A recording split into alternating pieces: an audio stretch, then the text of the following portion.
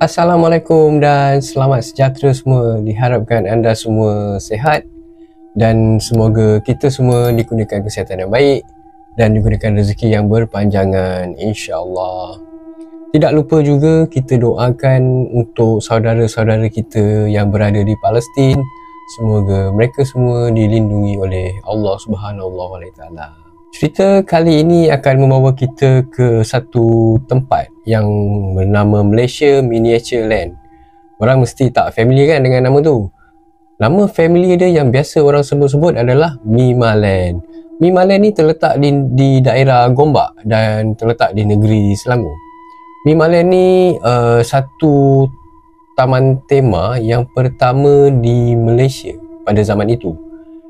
Untuk generasi baru mungkin tak pernah dengar ataupun tak pernah kenal Mimaland ni. Mimaland ni kalau korang nak tahu, dia di Jalan Gombak Lama. Maksudnya kalau nak ke Karak tu, daripada Gombak nak ke Karak tu, dia di sekitar situ, Jalan Lama Gombak nak ke Karak.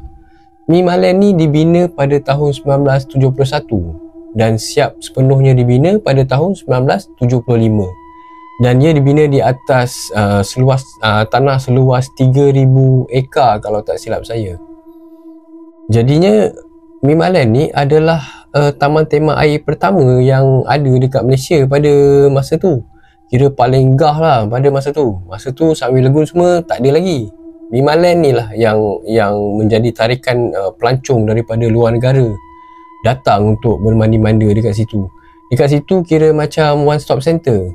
Pergi mandi, lepas tu dekat sana ada macam taman tema dinosaur, boleh tengok replika dinosaur yang besar-besar tu kan. Lepas tu dia sediakan juga ada tempat penginapan ataupun resort dekat Mimaland tu. Jadi kira banyak pelancong lah datang situ. Masa tu memang meriah lah Mimaland tu.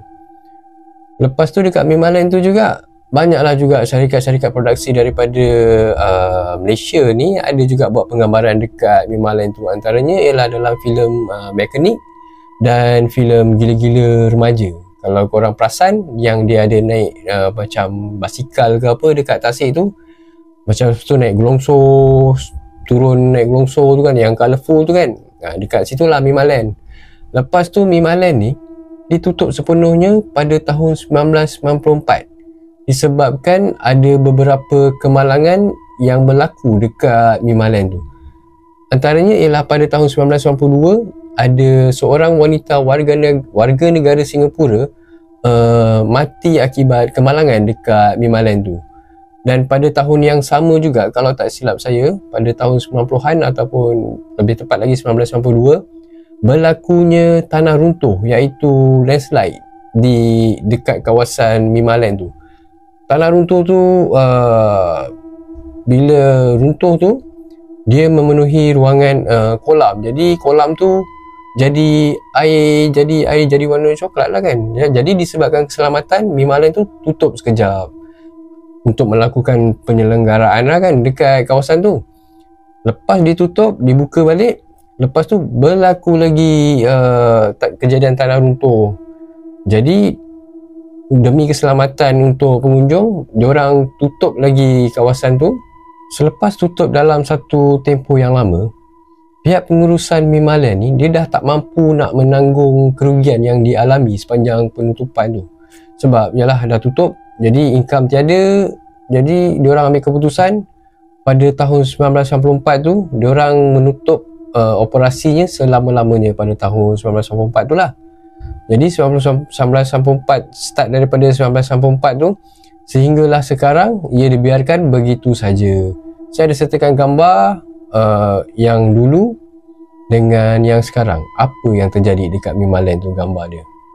Jadi watak utama pada kali ini adalah Joe. Joe dan rakan-rakannya pergi ke Mimaland tu untuk eksplorasi apa yang ada dekat Mimaland tu. Jom kita ikuti cerita Joe. Apa yang dia nampak dan apa yang dia alami sepanjang dia explore dekat Mimaland tu. Jom. Bismillahirrahmanirrahim.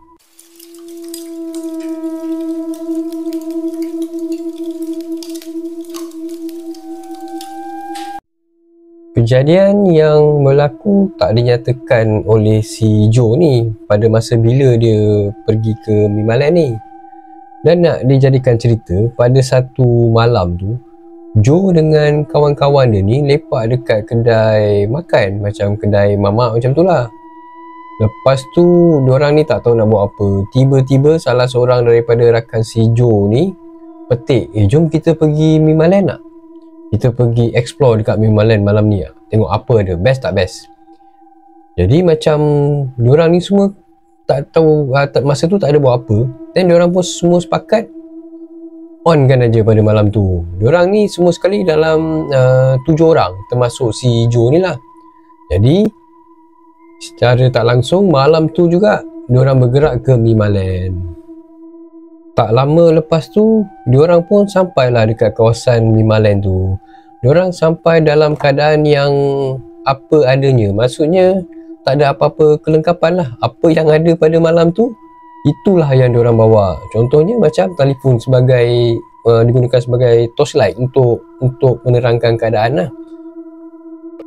Menurut Joe, jalan untuk pergi ke pintu masuk Mimalen tu agak sempit.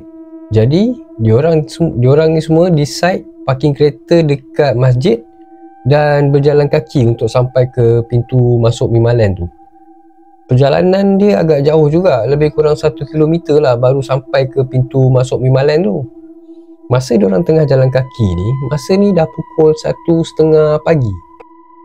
Cuba korang bayangkan 1:30 pagi korang jalan kaki, kiri kanan hutan. Jadi untuk menghilangkan rasa takut tu, si Joe ni dia buka lagu melalui telefon diorang ni lah, supaya hilangkan rasa takut tu lah sepanjang perjalanan nak pergi sampai ke pintu masuk Mimalen tu. Dia kata jalan dia sangat sempit, dia lepas tu dia macam menaik ke atas. Jadi diorang pun jalan. Lepas tu diorang pun sampai. Bila dah sampai dekat pintu pagar Mimalen tu, diorang ni terpaksa cari jalan tikus untuk masuk ke Mimalen tu. Sebab dia ada pagar dia tu berkunci dan memang orang tidak dibenarkan masuk ke dalam kawasan Mimalen tu lah. Jadi diorang cari jumpa satu laluan tikus ni untuk masuk ke Mimalen tu. Menurut Joe, laluan ni laluan hutan, memang kena lalu hutan jugalah, kena rendah hutan juga. Lepas tu laluan dia dah lah sempit. Joe cakap diorang dalam 7 orang tu kena jalan beratur sepanjang-panjang perjalanan tu untuk sampai ke pintu masuk, untuk melepasi pintu masuk Mimalen tu. Bila dah melepasi pintu pagar masuk Mimalen tu, si Joe ni cakap dia tembus dekat satu tempat ni macam rumah, tapi bukan rumah. Dia cakap tempat tu sangat luas. Sampai saja dekat tempat tu, diorang pun take 5. Maksudnya diorang berehatlah kejap dekat yang rumah yang dia kata macam rumah, macam tak rumah tu. Diorang lepak situ lebih kurang dalam 15 minit macam tu. Lepas tu diorang teruskan perjalanan dan diorang sampai dekat tempat yang diorang nak sampai tu, iaitu pintu gerbang nak masuk ke Mimalen. Bila dah sampai dekat pintu gerbang Mimalen tu, Joe cakap dekat situ ada satu pondok yang lama. Mungkin pondok security ataupun pondok guard. Masa si Joe dengan kawan-kawan dia tu nak pergi ke pondok yang lama ni, tiba-tiba ada satu member si Joe ni yang bernama Mail. Dia suruh semua orang nyorok. Weh, nyorok. Ada security guard, weh, nyorok. Tapi dalam nada suara yang rendah lah. Kalau kuat tu mau bergema satu Mimalen tu kan. Lepas tu yang member-member si Joe ni pun cakap lah, kau ni dah kenapa? Mana ada orang dekat situ? Satu security pun aku tak nampak. Pada masa tu barulah si Mail ni sedar yang dekat pondok tu tak ada orang pun sebenarnya. Mungkin dia berhalusinasi ataupun ternampak-nampak ada orang yang jaga dekat pondok tu. Menurut Joe lagi, dekat depan pintu gerbang Mimalen tu ada satu pokok yang sangat besar gila, Joe ni cakap. Jadi diorang ni ramai-ramai decide nak ambil gambar kenangan lah dekat pokok tu. Okay, part ni Joe cakap part ni paling best. Joe ni dia adalah salah seorang antara yang paling tinggi dalam kawan-kawan dia tu lah. Jadi si Joe ni berdiri paling belakang sekali. Tiba-tiba ada bunyi angin laju. Lepas tu dengar bunyi daun dekat atas pokok. Dia bunyi macam lebih kurang macam tu lah kot. Macam daun-daun pokok bergeser kan, ataupun macam ada pergerakan dekat daun-daun pokok tu kan. Korang bayangkan lah macam ada orang lari dalam semak samun. Tapi lepas tu bunyi dia tu macam ada benda yang langgar daun-daun atas pokok tu. Lepas tu si Joe ni tengok kawan-kawan dia yang lain macam diam je, macam tak ada apa-apa. Maksudnya macam tak dengar lah bunyi pergerakan tu kan. Mungkin pada Joe dia rasakan yang kawan-kawan dia ni tak dengar lah kot mungkin jauh lah, sebab Joe paling belakang sekali kan. So macam kawan dia tak perasan lah. Tapi lepas member si Joe ni seorang ni lepas ambil gambar, dia cuit tangan si Joe ni. Yang mencuit tangan Joe tu adalah Mael. Lepas dia cuit tangan Joe tu, si Mael ni senyum. Lepas tu si Mael ni cakap, "Aku tahu tadi. Aku tahu apa yang kau nampak dan apa yang kau rasa gusar dalam kepala otak kau tu." Dalam 7 orang tu, si Mael dengan si Joe ni je lah yang dengar bunyi yang benda dekat atas diorang ni tadi. Maksudnya yang pergerakan dekat atas pokok tu lah tadi. Lepas diorang dah ambil gambar tu, lepas tu diorang decide untuk balik dan akan datang balik pada hari lain. Sebab masa tu dah pukul 3 pagi dan dah terlampau lewat dah untuk explore lagi dalam. Sebab Mimalen ni sangatlah besar. Tempat mandi dia pun yang si Joe ni tak sampai lagi, dan tempat-tempat lain pun dia tak habis explore lagi.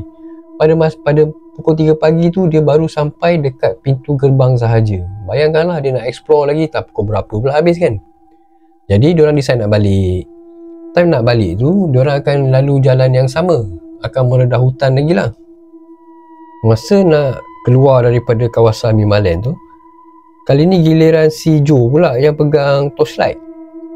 Jadi si Joe ni dia jenis pegang torchlight, jenis tak duduk diam. Kejap-kejap kan dia suluh sebelah kiri, sebelah kanan, atas, bawah, semua tempat dia suluh. Kejap-kejap kan dia nampak burung atas pokok, kejap-kejap nampak ranting kayu. Dan satu part ni, sampai masa dia suluh belah kanan dia, korang tahu tak si Joe ni nampak apa? Bila dia suluh ke kanan tu, dia nampak pocong yang betul. Tetapi si Joe ni agak rasa pelik sebab dia tak jerit pun. Maksudnya nasib baiklah dia tak menjerit. Kalau dia menjerit, yang lain confirm dah lari lintang pukang, takut kan. Tapi mungkin sebab juga kata Joe, awal-awal tu diorang dah berbincang sebelum nak naik ke atas tu lah. Maksudnya semua dah sepakat, kalau nampak something, jangan takut. Kalau nampak senyap je, supaya tak efek dekat kawan-kawan yang lain. Kalau jerit ataupun macam orang gila nampak benda tu, entiti tu, confirm yang lain semua akan lari lintang pukang punya. Tak cukup tanah punya lari. Kata Joe lagi, nasib baik masa tu dia tak suluh sampai ke muka si pocong tu.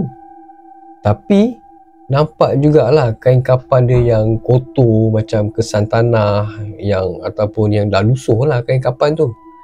Joe cakap jarak dia tu memang tersangatlah dekat. Memang jarak dia kira macam pusing kanan je, dah nampak dah kelibat tu. Okey, cerita pocong tu habis dekat situ. Lepas Joe nampak benda tu, lepas tu dia terus kali dia buat tak tahu dan teruskan perjalanan. Dia tak nak bagi tahu kawan-kawan dia pada waktu tu. Kalau dia bagi tahu, memang tantang si Joe ni dah jadi paling belakang sekali dah. Lepas diorang jalan tu, sampailah diorang dekat kereta. Lepas dah sampai dekat kereta tu, diorang ambil satu lagi gambar selfie beramai-ramai. Kira selfie berjemaah ramai-ramai kan, macam benda biasa yang kita akan buat lah. Lepas tu diorang pun bergerak lah balik keluar daripada kawasan Mimalen tu. Bila dah sampai rumah, si Joe ni usah balik. Maksudnya tengok balik gambar yang diorang selfie dekat kereta tu. Bila dia tengok dan amati betul-betul gambar tu, banyak benda yang tak diundang dalam gambar tu. Maksudnya melebihi 7 orang ataupun ada entiti lain dalam gambar tu. Mula-mula dia ingat satu je ada entiti dalam gambar tu. Lepas si Joe ni tunjuk dekat mak dia, mak si Joe ni cakap bukan satu je, tapi banyak lagi dalam gambar tu. Maksudnya ada banyak gila entiti dalam gambar tu. Menurut Joe ni, sebelah member dia ada satu makhluk pocong. Dia cakap muka dia comel, pipi dia gemuk. Lepas tu ada selit di antara kawan-kawan Joe tu, ada satu muka lelaki, lidah terkeluar. Dia kata banyak lagi, cuma gambar tak berapa jelas sangat sebab bila dah edit pun masih lagi tak jelas, jadi makin pecah gambarnya. Mungkin gambar kamera yang digunakan tu pada tahun itu tak berapa baik seperti sekarang lah. Saya rasakan begitulah, lebih kurang. Dengan itu tamatlah cerita Joe dan rakan-rakannya di Mimalen. Benar atau tidak, wallahualam. Kita anggap dia lah sebagai hiburan untuk kita semua. Sekiranya penyampaian saya kurang memuaskan, saya minta maaf. Sehingga kita bertemu lagi di cerita yang akan datang. Assalamualaikum dan bye-bye.